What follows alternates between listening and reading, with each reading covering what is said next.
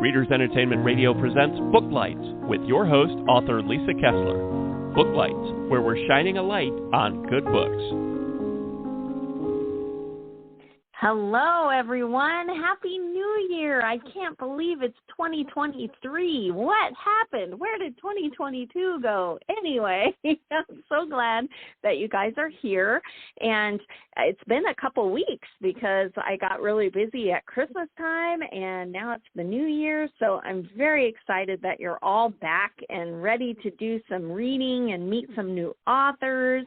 And on my end, I also have a Kickstarter going right now for my Practical Tarot that we talked about last year, but it's actually live now. So everyone go hop on to Kickstarter and search Practical Tarot, and you'll see it. They just picked it as a project they love, so I'm hoping that it'll go, and you guys will have a beautiful new tarot deck this year, so super excited.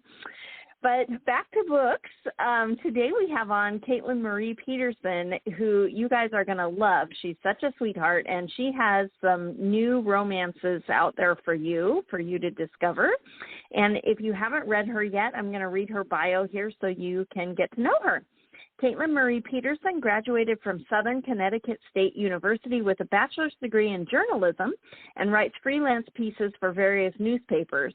When she's not typing on her laptop, she enjoys movie marathons, singing show tunes in the car, me too, and cozying up with a good book.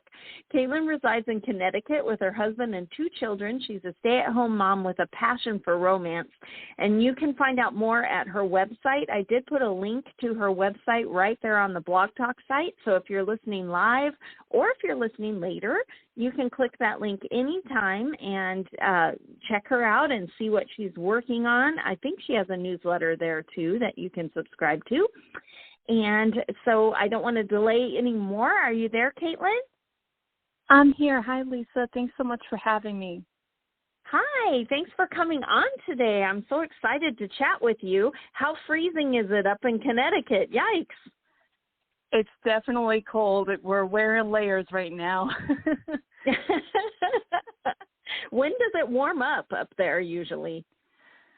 Usually I would say like June, July, we're starting to get, it's starting to get a little warmer, but the weather's actually pretty crazy because sometimes it's actually warm when it should be freezing cold.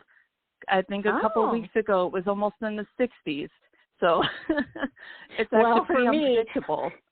For me, I'm a weather wimp. I'm like, 60s, brr.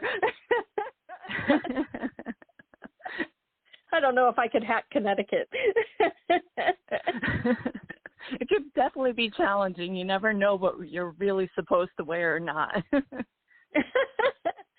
Well, it's funny because you're in the heart of the deep freeze in January, and your latest book is called Cold Sweat. So do you want to tell everybody about it and why they should go grab a copy now? Sure, yeah. Cold Sweat was really fun for me to write. It's about Isabel Kingston, a writer for a food magazine in Philadelphia. And overall, she's got a pretty good life, a job she loves, a best friend she's known since high school, and a promising new relationship with her coworker. But the one thing she doesn't have is closure from her father's unsolved murder. Lately, she's been having reoccurring nightmares in which her father's coming to her. She wakes up in a cold sweat, and hence the title, and she's convinced that he's trying to tell her something about that night. So she enlists the help of her best friend, Detective Olivia Morris, to help try and solve his case.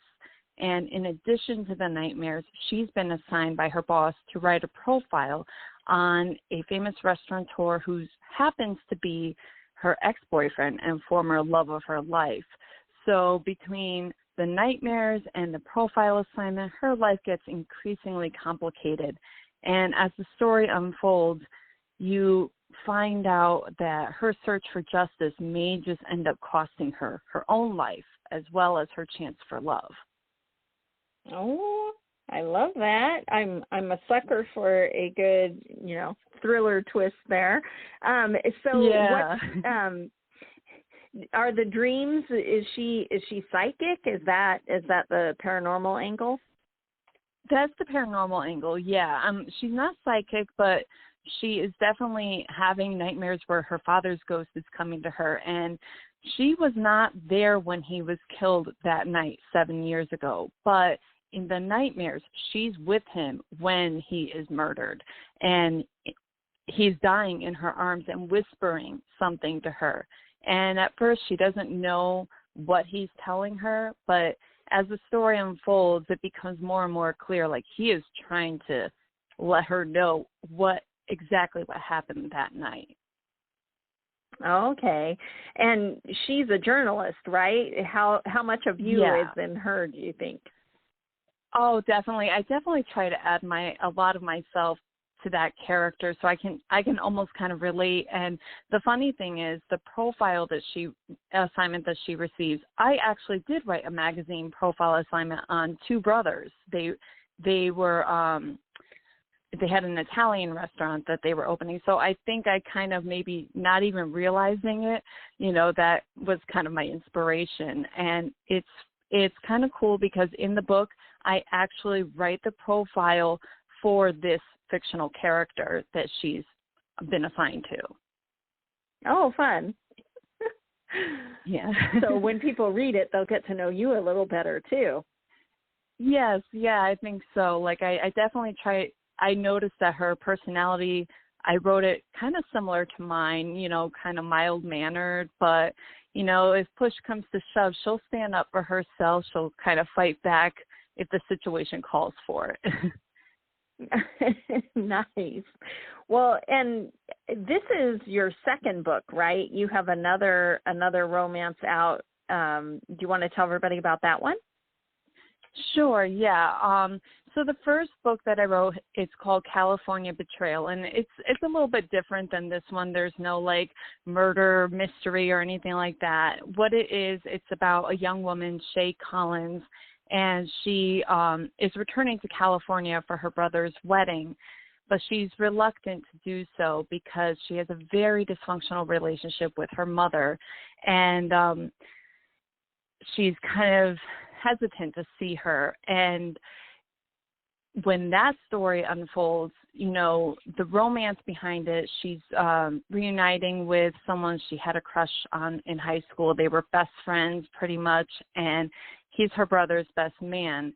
So she's excited about that. But as the story unfolds, she discovers that her mother is a lot worse than she thought, and she's harboring a secret that has the potential to destroy the family dynamic, to ruin the wedding and destroy her family altogether. So in that book, I also have a lot of twists and turns, so you're going to have, like, when people read it, they'll have a lot of jaw-dropping surprises, I hope. At least that's the plan. Yes, yeah, definitely. So that kind of leads into your writing journey. Our listeners are always interested in, how you got to actually writing a book and getting it published. So you have a journalism background, but every time I've ever taught writing classes, journalists usually have one of the hardest times because they're so used to only facts that they forget they can be God when they write a book. Did you struggle with that? What was your journey like? So actually it's just the opposite. Growing up, I always loved creative writing, so yes, okay. I do have a bachelor's degree in journalism, but my first love was always creative writing.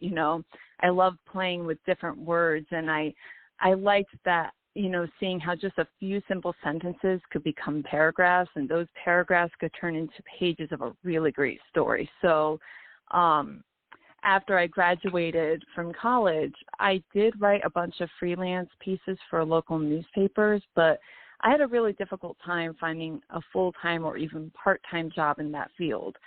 So in 2014, I began working on my first book, California Betrayal, and it took me a long time. I was pregnant at the time, so I had to kind of write in between that time, and then, when my son, before he was in my first son, my oldest, before he was in school, I had to kind of work around his schedule.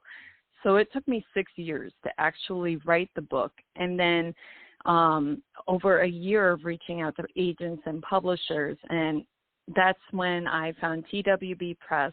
I signed a contract with them in 2021. And then from there, shortly after California Betrayal was published, I started writing Cold Sweat. Nice. And did you connect with, writers groups, or were you all on your own? How did you, find your way to your publisher? Did you go to a conference, or how did all that happen? I did. Yeah, actually. So when I first started writing the book, my first book, I attended the 2014 Algonquin New York Pitch Conference, and it was actually there. I made a lot of great contacts, and I actually found TWB Press through Duo Troop, which I received. I received that link from my instructor at the conference. So I really owe her a lot, a lot of thanks, a lot of gratitude for kind of pointing me in the right direction of where to look. Right. I love that in publishing, at least my background was in sales before I ever got published. And I love that in the publishing industry and within writers, most writers are willing to offer a hand up. You're not competing, no one can write fast enough for how fast people read. So, everybody's trying to help everybody. And I think that's really cool. Have other authors, helped you along the way? Actually. So when California Betrayal was published, before it was officially out, I reached out to my instructor, and she was great. She actually read the book, before it came out, and she wrote a little something. I have the book. Let's see. Well, she wrote something. I'd have to kind of dig through to get to my copy of the book, but she wrote something really nice, gave a brief synopsis of what it was, and just basically encouraged people to read the book, that it had a really great love story, but also a lot of interesting drama. Nice. Very nice. I love hearing that. So why romance for you? Is that what you like to read? How did you find yourself writing romance stories? Oh, yeah, definitely. I always love reading romance, watching romance. I love seeing how actually my weakness is more like reuniting with a past lover, or, watching two best friends discover okay, there's something more there. Right. But what I really love is reading something or watching something that is very unpredictable. So I like giving people something like, wow, I didn't see that coming.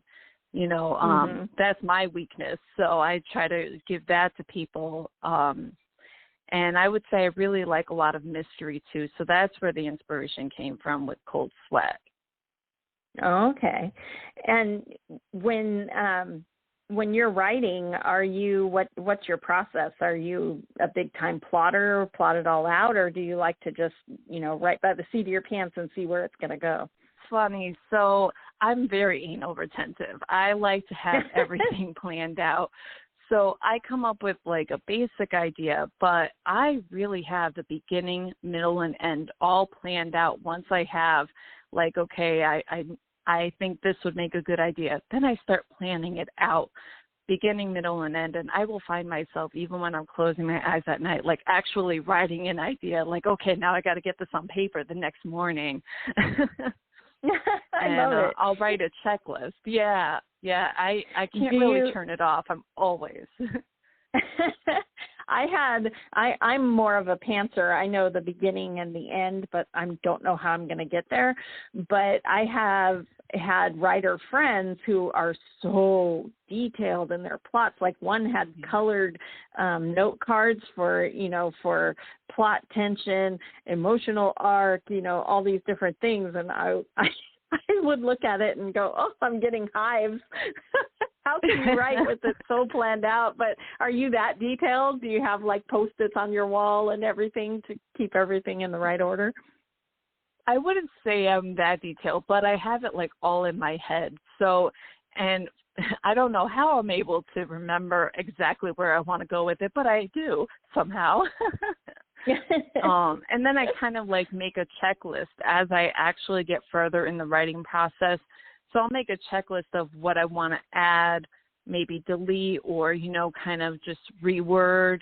And so then I go from there because, again, I'm very anal retentive, so I like to, check things off like, okay, I only have this much more to go, and then I got to reread. Right. I love that. So who inspires you? Who do you like to read? We always like to add to our to-be-read list, but who do you read and you're like, oh, my gosh, I have to go write something amazing now? So right now I'm reading Allison Brennan. So it's not really romance. It's more murder mystery. But I love her style. I'm reading the Tell No Lies. So it's the second in a series, the Quinn and Costa series. And I'm like blown away by her style of writing. So right now, I would say that's kind of an inspiration, especially since I kind of want to go into more the romance mystery genre. I think that's where I'm headed. So yeah, I would say like, I love how she writes in different perspectives, and yeah, she's got me hooked. Love that. Have you read Tammy Hogue before? She's fantastic in that romantic suspense genre too.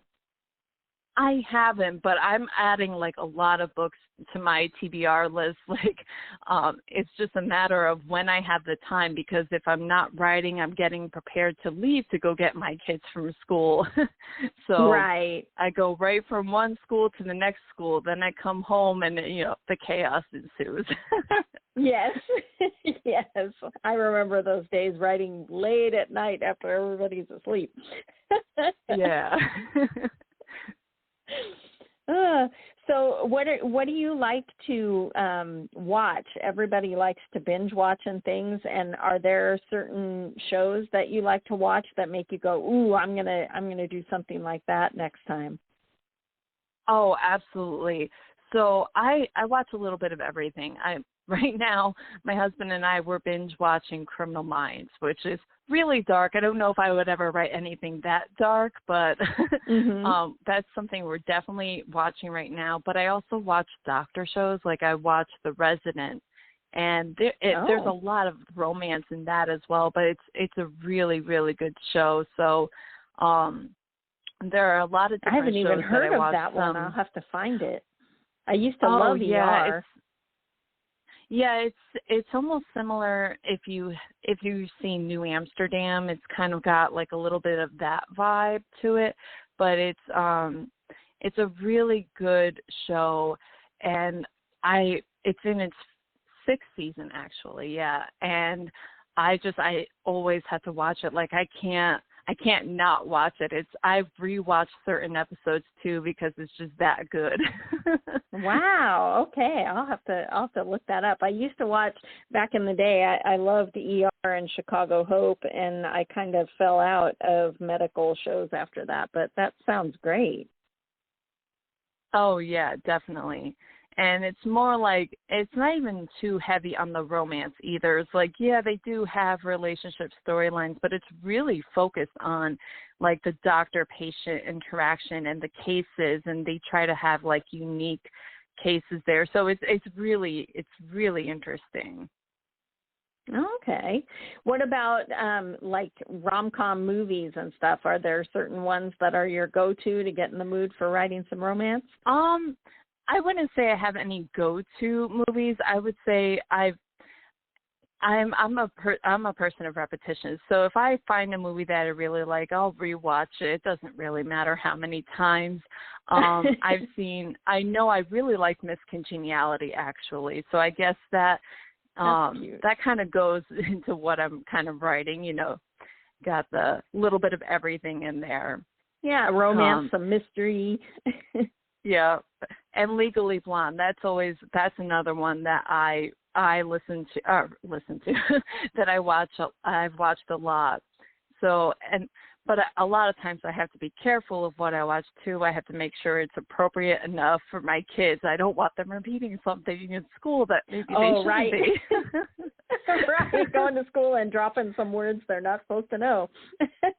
Oh yeah. they actually recently watched Home Alone, and they're obsessed with it now. I have probably rewatched that within the last couple of weeks, maybe 3 or 4 times. And now my youngest one, he's repeating, "You filthy animal." It was like, I have to make sure his teachers know that he's quoting the movie. Oh, yeah, I remember those days. Yeah, definitely. A lot of stories right there, too. Right? Yeah. So I have to ask, because you had in your bio that you like to sing show tunes in the car, but I have a musical background, and I'm a sucker for all that. So what's your favorite Broadway show? What's your favorite musical? So my kids, they also love a lot of things. We watched The Greatest Showman, and I know that it wasn't on Broadway, but you know, my kids got hooked with that music. They really do, and so that's something that we pretty much listen to every day on the way to school. Like, we have Pandora, so we listen to that, like, radio, the station. So they'll filter in different songs that are similar, and they are obsessed with Encanto and Moana. So I listen to those songs. I pretty much have them down pat. So I find myself belting out the tune in the car. Right. Well, if you're going to, those are all great. They all have great soundtracks for those. Definitely. And I used to go to Broadway plays a lot. Like, growing up, my mom and we would go. I know we saw Hairspray. I think we saw Rent, and I really liked the music in Rent. That was awesome. I saw the movie and the play, and I really did enjoy the music with that one. Yeah, those are both good. I'm pretty sure that my 2 faves still are Camelot and Oklahoma, but there's been a lot of new shows that have been so fantastic, like Hamilton and and Wicked. Yes. Oh my gosh. So there's a lot of great music out there. Yeah. My husband and I, we went. My husband and I, we had gone to see, like, this was early on before we had even gotten engaged. We went to see Phantom of the Opera, and that was amazing. I really loved that. Yes. Well, and since Disney started doing their own musicals, gosh, Beauty and the Beast was something. To see it on stage and, you know, be our guest is just, you're like, whoa. And Lion King, where all the animals are out in the audience, was just, they're doing amazing shows now, musicals. So it's pretty wild. Yeah, my mom and I, we went to go see Aladdin, and a few years back, I haven't and seen that was one yet. Oh, it was fantastic. I was really impressed, and you know, if you'd seen the movie, you know, like, it was just, I really loved it. They did a fantastic job. Did they manage to get them to fly on the carpet out over the audience and stuff? You know, actually, I think they did, like, not over the audience, but I think they were able to kind of do that. So on stage, you know, like, and we were really fortunate. We were pretty up close, so we got to see everybody and really get a good view of everything. It was fantastic. Love that. So back to books. What's next for you? What do you have coming up for future things? So I am working on something new. It'll be a part 1 of 2, and it's going to be another romance book. And I'm still in the early stages of writing, but what I will say is that it's going to have a lot of romance, mystery, and suspense, like heavy on the mystery and suspense. So I'm hoping to really engage readers. If they read Cold Sweat and they like that, they're going to like this one too. Very cool. And you said there's going to be 2 books, so it's kind of like I guess that's a duology, huh? If there's 2. Yeah. Do you think it will grow into a series, or just 2 and we're done? I think it probably could turn into a series. Right now, I more just have like the first 2 planned out, but I think I actually probably could make it into a series if I wanted to, if it does well. So I don't rule that out. Okay. Well, and when you were talking about Cold Sweat, there's a detective in there, and that's always, ripe for series, is keep following her around. Yeah, I could definitely, and her storyline is very interesting, her background. So I could probably do something with that as well if I'm searching for another idea. Yeah, I could definitely make something like her dealing with another case. Yeah. Right. Yeah, because I know as a reader for myself, I love series because when a book comes out, I feel like, yay, I get to meet up with my old friends again, and I know as a writer, I sell so many more books that are in series because, people want to read the whole series. So I'm sure that your readers will be excited if they, if you give them a series eventually. Yeah, I'm definitely, that's something that I'm thinking about, and I would love to be able to do that. Yeah. Are there any other genres out there that you ever want to write in besides like romantic suspense? Is there, do you have a high fantasy hiding somewhere in a drawer? Are there any other, are you tempted to write, I'm trying to think of what other, like a cozy mystery or anything like that. I don't rule anything out because I'm always on the lookout. Like, I've been trying to read more, try to get inspiration. Like, okay, maybe I could do this kind of genre. I would say I think I really want to dive more into mysteries, like really. So I've been reading more like Alison Brennan. With the book that I'm reading now, I could definitely see myself trying to do something along those lines, like really heavy on the murder mystery. So yeah, I mean, I don't rule anything out. I would love to be able to do more, kind of like expand and, so yeah, I would definitely say I'm open to different genres. Okay, that sounds fun. Before we run out of time, where can readers get in touch with you? Are you on social media? Where should they go after they love your book and they want to talk to you? So, yeah, I am on social media. I'm on Facebook. I have my Facebook author page. They could just type in @CaliforniaBetrayal. And I'm also going to be setting up an Instagram soon. So then I'll be able to post the link, on my website where they could follow me there. So yeah, right now it's just the Facebook page. Okay. And on your website, I had put a link to your website there for listeners, but do you have a newsletter or some way that they can, follow you from your website? I don't have a newsletter. But my email is listed there. So okay. If people wanted to communicate with me, I do have my email address on my website, and I have the app on my phone too, so I get the emails right away, and I could instantly connect with readers.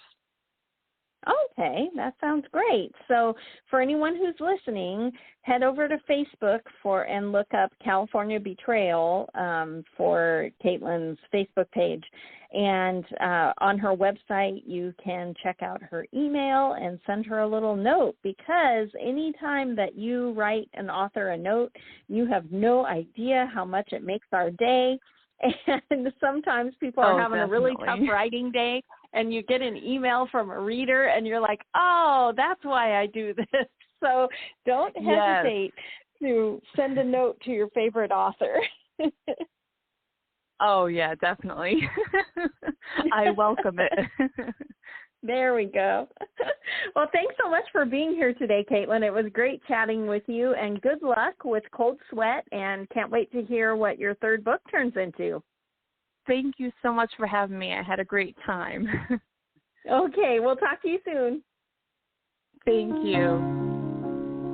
Thanks for joining us on Booklights. Be sure to connect with us at www.readersentertainment.com for articles, blogs, videos, and podcasts that matter to readers.